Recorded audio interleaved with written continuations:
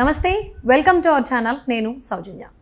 YS Sharmila APPCC chief అవ్వక ముందు నుంచి అయిన తర్వాత కూడా ఆవిడ కామెంట్స్ ఏమీ మార్పులు రాలేదు.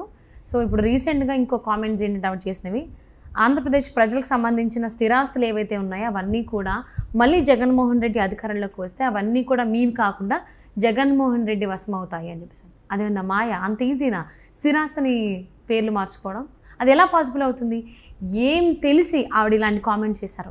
ఈ అంశానికి సంబంధించి పూర్తి వివరాలను మనకు తెలియజేయడానికి వారి విశ్లేషణని మనతో పంచుకోవడానికి ఈరోజు మనతో పాటు ఉన్నారు senior journalist, senior political analyst CS Rao garu ఉన్నారు. వారితో మాట్లాడదాం. నమస్తే. నమస్తే సౌజన్య.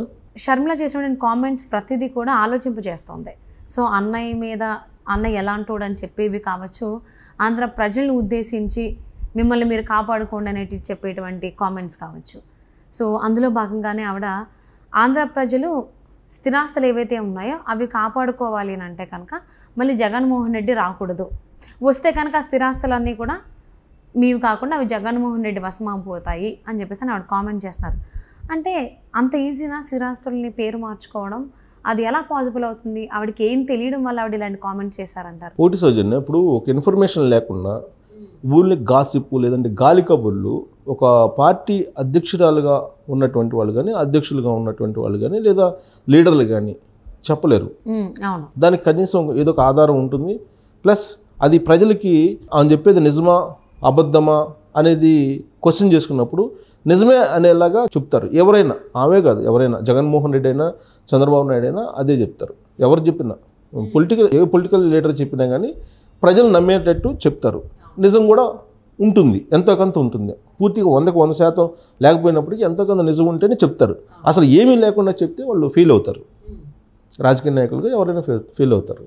సో ఇప్పుడు షర్మిల ఆంధ్రప్రదేశ్ పీసీసీ అధ్యక్షురాలుగా తన అన్న గురించి, వైఎస్ఆర్ కాంగ్రెస్ పార్టీ చీఫ్ గురించి, వైఎస్ఆర్ కాంగ్రెస్ పార్టీ ప్రభుత్వం గురించి ఏం చెప్తున్నారు? రాబోయేటువంటి రోజుల్లో మీరు కనుక పొరపాటున మళ్ళీ జగన్మోహన్ రెడ్డికి అవకాశం ఇస్తే ఆంధ్రప్రదేశ్ కథం, ఆంధ్రప్రదేశ్ మొత్తం అసలు ఇక ఎడారిగా మారుతుంది. ప్లస్ అసలు ఆంధ్రప్రదేశ్ అనేది నువ్వు మర్చిపోవటం ఏంటని చెప్పి ఇప్పుడు షర్మిల చెబుతున్నారు. షర్మిల చెబుతున్నటువంటి మాటని ఇద్దరు ఆంధ్రప్రదేశ్ సంబంధించినటువంటి వాళ్ళు ఒక చోట చేరి మాట్లాడుకున్నప్పటికీ కూడా ఎందుకో ఇలాంటి వ్యాఖ్యల్ని సమర్థిస్తూ ఉన్నారు. షర్మిల చేస్తున్నటువంటి వ్యాఖ్యల్ని సమర్థిస్తూ మాట్లాడుకున్నటువంటి పరిస్థితి కనిపిస్తూ ఉంది, వినిపిస్తూ ఉంది. సో ఎందుకు అలాంటివి చేస్తున్నారంటే, జగన్మోహన్ రెడ్డి టైటిలింగ్ అనేటువంటి ఒక సిస్టమ్ని తీసుకొచ్చారు. భూములకి రీసర్వే చేస్తున్నారు ఆంధ్రప్రదేశ్లో. రీసర్వే చేస్తూ టైటిలింగ్ యాక్ట్ అనేది ఒకటి తీసుకొచ్చారు. ఆ టైటిలింగ్ యాక్ట్ మీద న్యాయవాదులందరూ కూడా ఈ టైటిలింగ్ యాక్ట్ వల్ల స్థిరాస్తులు యజమానులు ఎవరైతే ఉన్నారో వాళ్ళకి చాలా ప్రమాదం ఏర్పడబోతుందని చెప్పి ధర్నాలు కూడా చేశారు. అయినా కానీ ఏమాత్రం పట్టించుకోలేదు. ఆయన టైటిలింగ్ యాక్ట్ని ఇంప్లిమెంట్ చేయడానికి రీసర్వే చేస్తున్నారు. రీసర్వే చేసి టైటిలింగ్ ఇచ్చేసి ఆ భూమిలో టైటిలింగ్ ఇచ్చిన తర్వాత వాళ్ళు ఏం చేస్తున్నారు? టైటిలింగ్ ఇస్తూ ఆ పాస్ పుస్తకం ఇస్తున్నారు. ఆ పాస్ పుస్తకం మీద జగన్మోహన్ రెడ్డి ఫోటో ఇవి ఉంటున్నాయి. ఒరిజినల్ డాక్యుమెంట్స్ తీసేసుకుంటున్నారు. ఒరిజినల్ డాక్యుమెంట్స్ ఏవైతే ఉన్నాయో, లింక్ డాక్యుమెంట్లు కానీ ఒరిజినల్ డాక్యుమెంట్ కానీ అవన్నీ తీసేసుకుంటున్నారు. తీసేసుకోవడం మీద ఆందోళన చెందుతున్నారు ఆంధ్రప్రదేశ్లో ఉన్నటువంటి పబ్లిక్ అంతా. అసలు ఈ ఒరిజినల్ డాక్యుమెంట్లు తీసుకుని ఏం చేస్తారు అని అంటే రకరకాలుగా చెప్తూ ఉన్నారు. కొంతమంది ఏం చెప్తూ ఉన్నారు? ఈ ఒరిజినల్ డాక్యుమెంట్ అన్నీ తీసుకెళ్ళి ఆంధ్రప్రదేశ్ ప్రాపర్టీ, ఈ ఆంధ్రప్రదేశ్ ప్రాపర్టీని అందరిని తీసుకెళ్ళి ఎక్కడో దగ్గర తాకట్టు పెట్టేసి ఆయన అప్పులు తీసుకొచ్చి ఆయన పంచేటువంటి కార్యక్రమానికి పెడతాడనేది ఒకటి. అసలు ఆయన తీసుకెళ్ళి దాన్ని అప్పులు చేసేసి ఆ డబ్బు ఎటు తీసుకెళ్తాడో కూడా తెలియదు అనేది కొంతమంది చెప్తున్నారు. ఇంకొంతమంది ఏం చెప్తున్నారు? బ్రిటిష్ కాలం నాడు అప్పట్లో భూముల మీద ఎవరికి హక్కు ఉండేది కాదు. ఎవరైనా లీజుకు తీసుకుని, ఇప్పుడు సపోజ్ కొన్ని ఆస్ట్రేలియాలో కానీ కొన్ని చోట్ల గవర్నమెంట్ హ్యాండ్లోనే భూములు ఉంటాయి.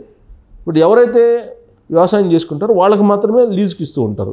అది 10 సంవత్సరాల లీజుకా, లేకపోతే 20 సంవత్సరాల లీజుకా, లేదంటే 5 సంవత్సరాల లీజుకా అనేది నిర్ణయించి ఆ ప్రభుత్వం, బహుశా నేను అనుకుంటా మలేషియాలో అటు జరుగుతుంది అనుకుంటా, మలేషియాలో. సో గవర్నమెంట్ మొత్తం ల్యాండ్ గవర్నమెంట్ హ్యాండ్లోనే ఉంటుంది. సపోజ్ ఎవరైతే ఔత్సాహికంగా ఉంటారో ఔత్సాహికులు వాళ్ళకి 5 సంవత్సరాలకు 10 సంవత్సరాలకు లీజుకి ఇస్తారు వ్యవసాయం చేసుకోవడానికి. అలా లీజుకి ఇచ్చేదానికి ఈ మొత్తం డాక్యుమెంట్స్ తీసుకుంటున్నారా ఆ సిస్టమ్ని తీసుకురావడానికి? ఇప్పుడు అది ఆ సిస్టమ్ని కనుక తీసుకొస్తే కనుక వైఎస్ఆర్ కాంగ్రెస్ పార్టీలో ఉండేటువంటి వాళ్ళు ఎవరైతే ఉన్నారో వాళ్ళే ఆ లీజుకు తీసుకునే అవకాశం ఉంది. మిగతా పౌరులు ఎవరు కూడా పోయేసి నాకు లీజుకి ఇవ్వమని చెప్పి గవర్నమెంట్ని కూడా అడిగేటువంటి అవకాశం ఉండదు. ప్లస్ అది ఇప్పుడు ఏవైతే ఇసుక ఇసుక టెండరింగ్ను లేదంటే ఇసుక సంబంధించిన దాన్ని ఆయన సెంట్రలైజ్ చేశారో కాంట్రాక్ట్ని, లేదా లిక్కర్కి సంబంధించిన దాన్ని ఏ విధంగా సెంట్రలైజ్ చేశారో అదే తరహాలో భూములకు సంబంధించి కూడా సెంట్రలైజ్ చేసేసి వాళ్ళకి కావాల్సిన వాళ్ళకి ఇస్తారేమో అనేది ఒకటి చర్చలో ఉంది. సరే, ఆ భూములు తీసుకున్న తర్వాత ఇంకా ఏం చేసేటువంటి అవకాశం ఉంది అనేది కొంచెం లోతుగా వెళ్ళేటువంటి వాళ్ళు ఏం చెప్తున్నారంటే, రాజశేఖర రెడ్డి బతికున్న రోజుల్లో రెండోసారి ఆయన ముఖ్యమంత్రి అయిన తర్వాత ఒక ఆలోచన చేశారు. ఆయన మొత్తం సహకార సంఘాలను ఏర్పాటు చేసి ప్రతి గ్రామ పంచాయతీలో సహకార సంఘాలని ఏర్పాటు చేసి ఈ భూమి మొత్తాన్ని కూడా సహకార సంఘాల ఆధ్వర్యంలోనే వ్యవసాయ పంటలు చేసుకునేలాగా ఒక ప్లాన్ చేశారు. అప్పుడు ఎవరు? రాజశేఖర రెడ్డి. ఈ రైతుల్లోనే సంఘాలు ఏర్పాటు చేసి ఇప్పుడు ఏ విధంగా అయితే డాక్రా గ్రూపులు ఉన్నాయో అదే తరహాలో సహకార రంగాలను ఏర్పాటు చేసి వ్యవసాయాన్ని కార్పొరేట్ చేయాలనేటువంటి ప్రయత్నం అప్పుడు మొదలుపెట్టారు, ఆలోచన చేశారు రాజశేఖర రెడ్డి. ఆ తర్వాత ఆయన్ని ఈ ఆలోచన చేస్తూ దాన్ని ఇంప్లిమెంట్ చేస్తే ఎలా ఉంటుంది ఏంటని ఆలోచిస్తున్నటువంటి సమయంలోనే ఆయన హెలికాప్టర్ ప్రమాదవశాత్తు ఆయన చనిపోవడం జరిగింది. ఇప్పుడు ఆ సిస్టాన్ని మళ్ళీ రివోక్ చేసేటువంటి అవకాశం ఉందా జగన్మోహన్ రెడ్డి? ఒకవేళ ఆ సిస్టాన్ని రివోక్ చేసి ఇంప్లిమెంట్ చేయాలంటే కనుక మొత్తం ఆ గ్రామంలో ఉండేటువంటి వాళ్ళు ఒక సహకార సంఘం ఏర్పాటు చేసి ఆ ల్యాండ్ మొత్తం కూడా సహకార సంఘం రిజిస్ట్రేషన్ బాడీ ఉంటుంది, దానికి హ్యాండ్ ఓవర్ చేస్తారు. దానికి హ్యాండ్ ఓవర్ చేయాలంటే ఒరిజినల్ డాక్యుమెంట్లు ఇవ్వాలి. ఆ ఒరిజినల్ డాక్యుమెంట్స్ గవర్నమెంట్ దగ్గర పెట్టుకుంటుంది. ఆ సహకార సంఘాలు ఎన్నికలు పెడతారు. ఎన్నికలు పెట్టినప్పుడు ఆ సహకార సంఘాలు ఎవరైతే గెలుస్తారో వాళ్ళ ఆధ్వర్యంలో ఆ ల్యాండ్ మొత్తం, ఆ గ్రామం సంబంధించిన ల్యాండ్ మాత్రం ఉంటుంది. అప్పుడు ఒక కార్పొరేట్ వ్యవసాయం సపోజ్ ఒక గ్రామానికి సంబంధించి ఒక 1000 ఎకరాలు 2000 ఎకరాలు 3000 ఎకరాలు ఉంటుంది అనుకుందాం.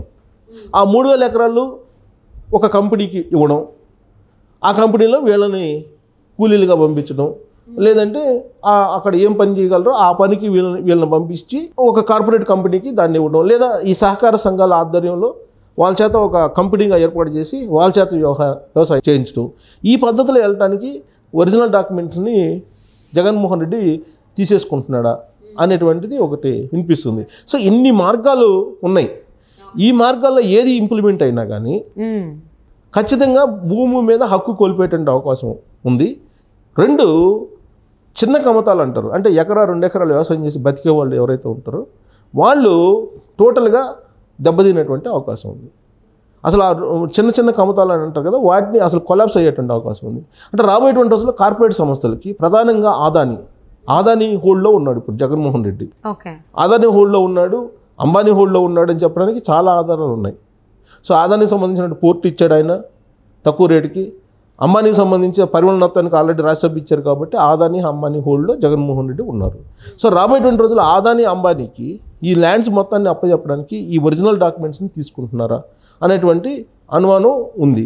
ఇప్పుడు షర్మిల కూడా ఆ అనుమానంతో మీరు కనుక పొరపాటున జగన్మోహన్ రెడ్డికి వచ్చే ఎన్నికల్లో ఓటేస్తే మొత్తం ఒరిజినల్ డాక్యుమెంట్స్ తీసేసుకొని మీ భూములు మీ చేతిలో లేకుండా చేస్తారు, ఇది మా అన్న గురించి తెలుసు కాబట్టి నేను చెప్తున్నాను అంటూ షర్మిల చెప్తున్నారు. సో కాబట్టి ఏపీ కంప్లీట్గా ఖతం అయిపోతుంది, ఏపీ అనేది ఇంకా ఉండదు, మీ చేతుల్లో ఉండదు అని చెప్పి ఆమె అప్రమత్తం చేస్తున్నారు. ఇలాంటి పరిస్థితి 2019లో చంద్రబాబు నాయుడు ఒక సీనియర్ పొలిటీషియను, అనుభవం ఉన్నటువంటి చంద్రబాబు నాయుడు వంగి దండాలు పెట్టి మీరు పొరపాటును కూడా ఒక్క ఛాన్స్ అని చెప్పి ఆయన అడుగుతున్నాడు, మీరు కనుక పొరపాటున ఆయనకు ఓటేస్తే కనుక మీరు నష్టపోతారని చెప్పి ప్రతి వేదిక మీద వంగి దండాలు పెట్టారు ఆంధ్రప్రదేశ్ ప్రజలకి. ఆయన అంత అభ్యర్థించినప్పటికీ కూడా కృష్ణా గుంటూరు జిల్లాలో ఉండేటువంటి ఓటర్లు వైఎస్ఆర్ కాంగ్రెస్ పార్టీకి పెద్ద ఎత్తున గెలిపించారు 2019 ఎన్నికల్లో. ఇప్పుడు దాన్ని అనుభవిస్తున్నారు.